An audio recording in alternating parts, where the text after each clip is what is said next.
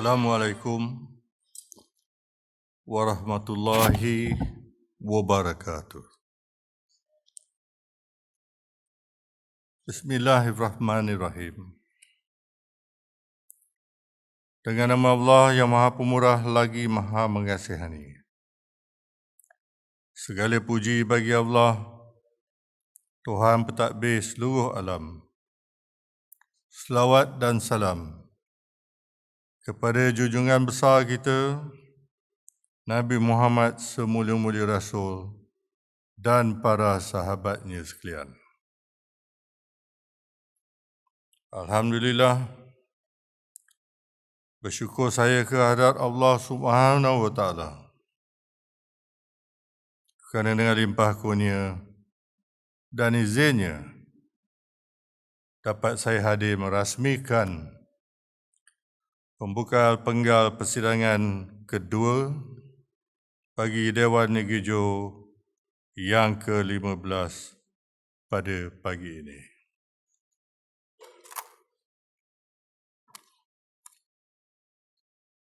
Saudara-saudari sekalian, pada 2 minggu lalu yang lepas, Negeri Johor telah ditimpa bencana banjir yang sangat besar dan sampai hari ini masih terdapat banyak kawasan yang belum pulih sepenuhnya, terutama di daerah Batu Pahat. Saya ingin menzahirkan rasa sedih dan simpati terhadap rakyat saya yang terpaksa berhadapan dengan musibah banjir yang sangat mencabar ini. Saya harap mereka sentiasa sabar dan tabah dalam menghadapi ujian dan dugaan ini. Banjir yang berlaku kali ini adalah berpunca daripada taburan hujan yang luar biasa.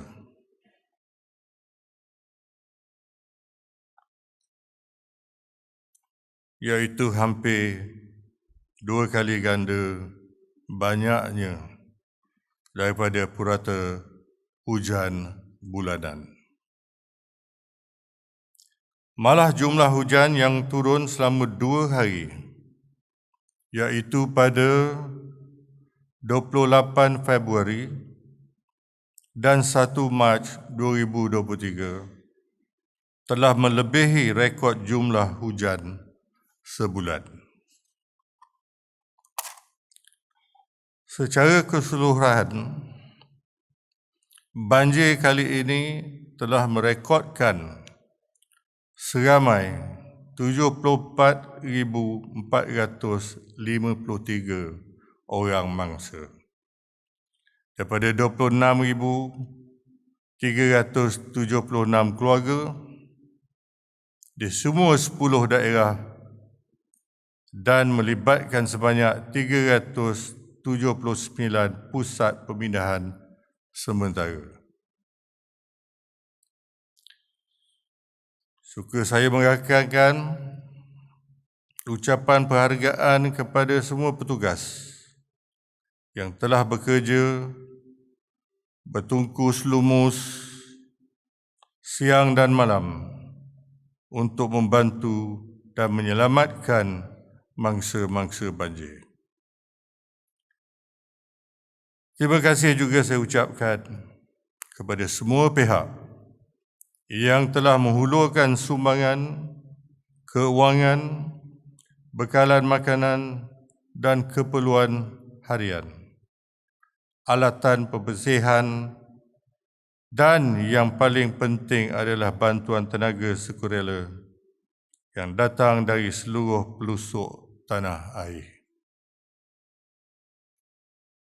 Saya amat berbangga dengan semangat bekerjasama dan bantu-membantu yang diberikan tanpa mengira kaum atau agama. Inilah budaya hidup masyarakat kita yang mesti dipertahankan. Ibarat au di tebing, berat sama dipikul, ringan sama dijinjing.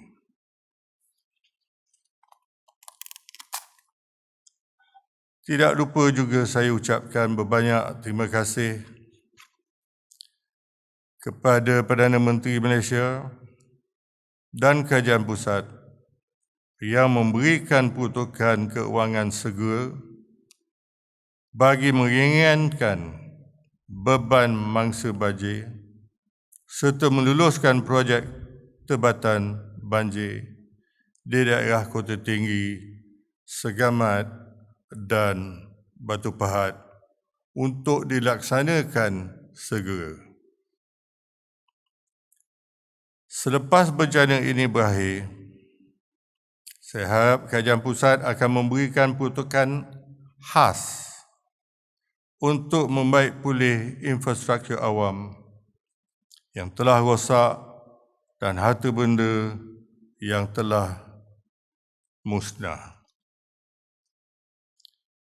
Saya juga menyeru kepada orang ramai untuk menghulurkan bantuan dan sumbangan kepada mangsa-mangsa banjir agar mereka dapat membaiki rumah yang telah rosak dan menggantikan perabot dan alatan rumah yang telah musnah.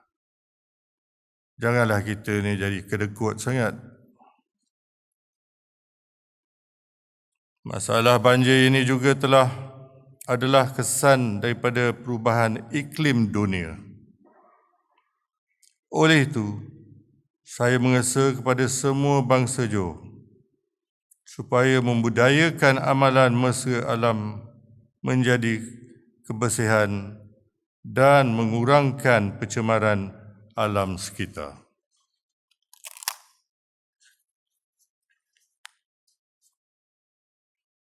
Saudara-saudari sekalian, setelah genap 1 tahun, ahli-ahli Dewan Negeri Johor dipilih dan dilantik. Saya boleh katakan yang saya berpuas hati dengan tingkah laku dan peranan yang telah dijalankan oleh setiap ahli Dewan. Tetapi selepas ini, janganlah dibawa semula perangai lama yang jelik dan tidak senonoh supaya tidak perlu saya sebut lagi. Jangan jadikan Dewan ini seperti apa. Setiap ahli Dewan harus sentiasa menjaga imej tingkah laku kerana gelaran yang berhormat kenalah sesuai dengan orangnya. Saya juga berpendapat gelaran pembangkang yang diberikan kepada ahli Dewan di pihak bukan kerajaan adalah kurang sesuai. Kerana peranan mereka bukanlah hanya membangkang segala cadangan kerajaan, mereka bertanggungjawab untuk menjadi pengimbang dan pemeriksa terhadap tindakan kerajaan supaya tidak berbuat sesuka hati. Namun begitu, janganlah pula ada sikap balas dendam atau suka mencari salah kerajaan sahaja. Saya juga tiada masalah dengan pihak pengimbang kerajaan. Mereka boleh menghadap saya dan berikan pendapat atau idea mereka. Saya sangat berharap keadaan politik yang stabil ini terus dikekalkan dan semua pihak bekerjasama demi untuk rakyat dan negeri Johor. Suka saya memantau prestasi kerja Menteri Besar dan ahli Exco Kerajaan. Setakat ini saya lihat mereka telah bekerja dengan baik dan sempurna. Walaupun ada yang kurang pengalaman, mereka berusaha bersungguh-sungguh untuk membuktikan kebolehan mereka. Kalau tidak faham tentang sesuatu perkara, mereka bolehlah datang dan tanya saya. Pegawai-pegawai tadbir negeri juga ada untuk membantu melicinkan segala tugas dan menyelaras segala program yang hendak dibuat. Saudara-saudari sekalian, pengurusan keuangan kerajaan adalah perkara penting yang selalu saya tekankan kerajaan mesti mempunyai keuangan yang kukuh dan tidak menanggung hutang yang banyak. Syabas saya ucapkan kepada pihak kerajaan yang telah berjaya merekodkan lebihan hasil pada tahun lepas berbanding baki defisit pada tahun sebelumnya. Walaupun lebihan itu tidak besar, sekurang-kurangnya kita tidak belanja lebih dari hasil yang kita kutip. Saya harap prestasi keuangan kerajaan akan lebih baik pada tahun ini, kerana aktiviti pembangunan ekonomi dilihat semakin rancak, terutama dalam sektor pembangunan hartanah dan industri. Setiap jabatan mesti patuh kepada arahan perbelanjaan dan berhemah dan langkah berjimat cermat serta pastikan semua perolehan dibuat dengan telus, cekap dan mengikut konsep value for money.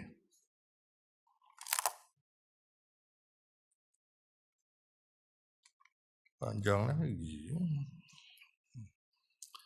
Saudara-saudari sekalian, saya ingin mengambil kesempatan di sini untuk merakamkan ucapan terima kasih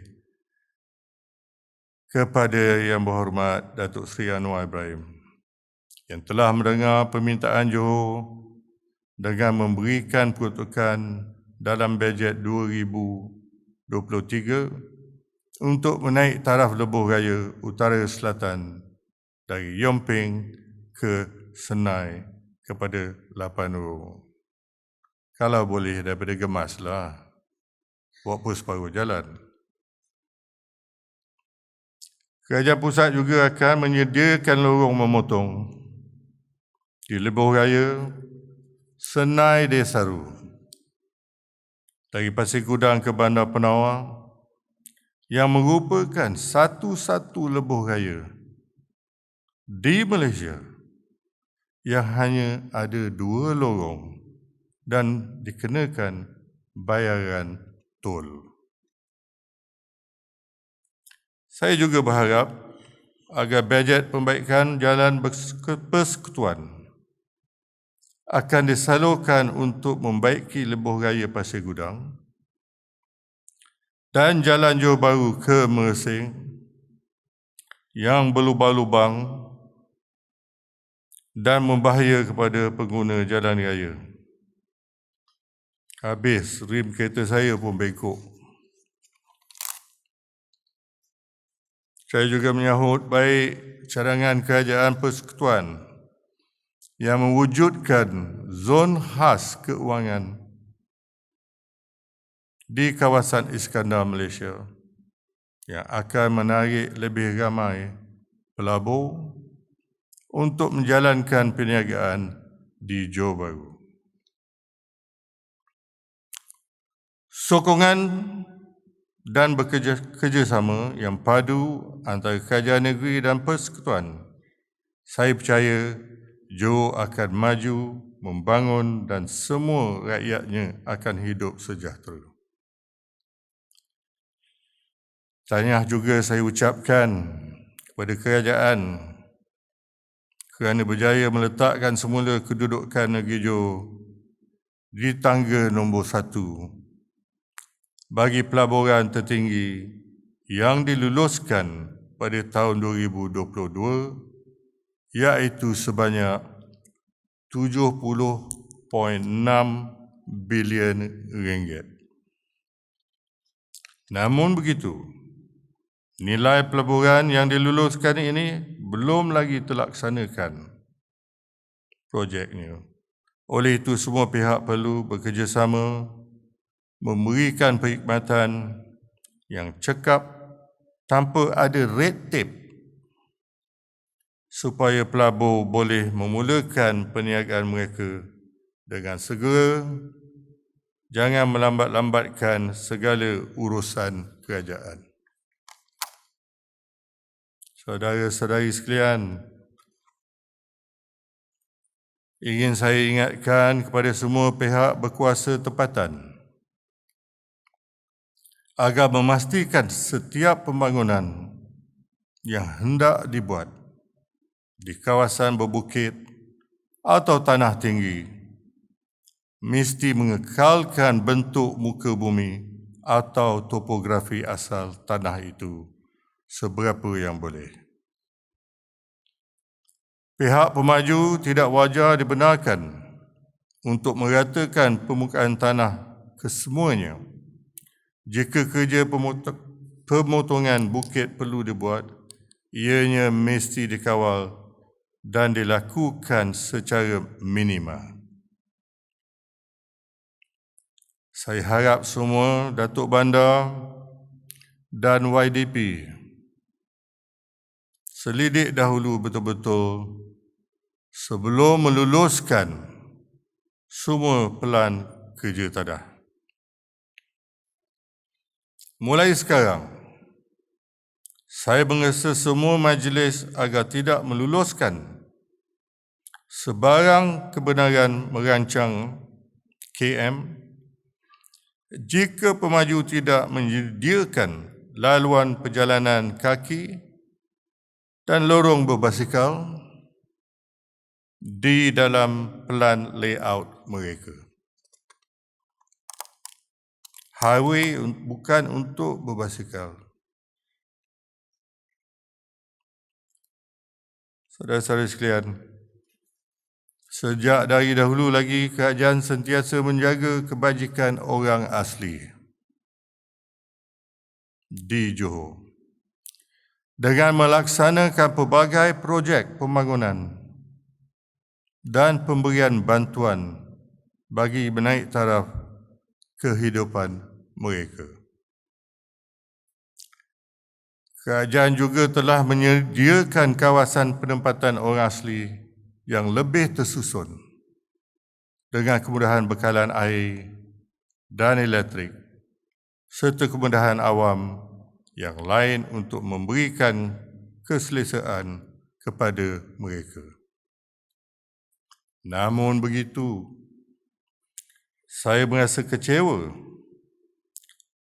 apabila segelintir orang asli yang membuka kawasan hutan simpan kerajaan untuk dijadikan ladang getah dan kelapa sawit secara besar-besaran.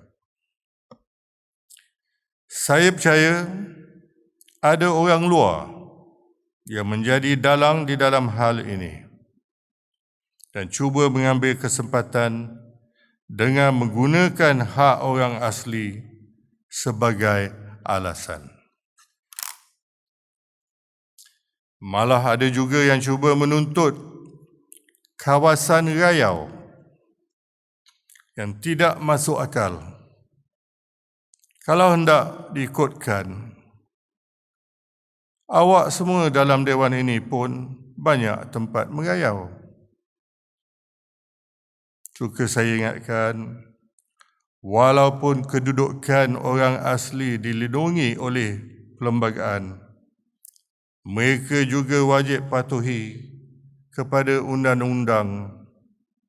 Yang ada pencerobohan hutan adalah salah dan orang asli juga tidak terkecuali.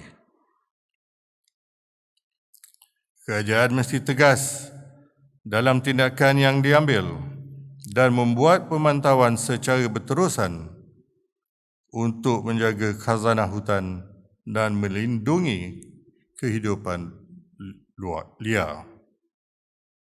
Saya mengasa kepada kerajaan supaya meletakkan ke semua kawasan penempatan dan reserve orang asli di bawah Sultanate Land, supaya tidak ada mana-mana pihak yang boleh berbuat sesuka hati. Jangan sampai pisang berbuah dua kali, mengulangi kesilapan dahulu seperti kes orang asli dibekuk. Saudara-saudara sekalian, ingin saya tegaskan di sini bahawa mana-mana penceramah agama yang hendak menyampaikan ceramah di dalam negeri Johor mestilah memiliki tauliah daripada Majlis Agama Islam Negeri Johor. Semua ahli jawatankuasa masjid dan surau yang hendak menganjurkan ceramah agama wajib mendapatkan kebenaran daripada Majlis Agama Islam Johor melalui pejabat kadi daerah dan nyatakan mengenai tajuk dan perkara yang akan disampaikan. Sekiranya ada mana-mana masjid atau surau yang gagal mematuhi peraturan ini, maka semua ahli jawatankuasanya akan diambil tindakan dan dipecat. Tindakan ini bukanlah untuk menghalang program penyebaran ilmu Islam, tetapi adalah untuk mengawal penyebaran fahaman yang meleweng atau terpesong daripada hukum syarak yang berlandaskan akidah ahli sunnah wal jemaah di negeri Johor. Keadaan ini juga adalah untuk mengawal golongan pelampau agama yang boleh mencetuskan kekeliruan kepada umat Islam dan golongan muda yang kurang berilmu. Sehubungan itu juga, kerajaan harus meningkatkan mutu pendidikan di sekolah-sekolah dan di pusat pengajian tinggi bagi melahirkan generasi masa depan yang tinggi ilmu pengetahuan. Last page. Saudara-saudari sekalian, akhir kata, sekali lagi saya merakamkan setinggi-tinggi penghargaan kepada pegawai-pegawai daerah, para petugas, sukarelawan serta semua pihak terlibat dalam membantu mangsa banjir di negeri Johor. Semoga bencana ini segera beransur pulih dan kehidupan rakyat yang selesa dan sejahtera dapat dikecapi semula. Marilah kita berdoa kehadrat Allah Subhanahu wa Ta'ala. Semoga negeri Johor terus maju membangun dengan aman dan makmur, dijauhi daripada segala bala bencana, agar seluruh rakyatnya dapat hidup harmoni, bersatu padu dan bahagia. Dengan lafaz Bismillahirrahmanirrahim, saya merasmikan persidangan penggal kedua bagi Dewan Negeri Johor yang ke-15. Sekian, wabillahi taufiq wa hidayah. Wassalamualaikum warahmatullahi wabarakatuh. Terima kasih.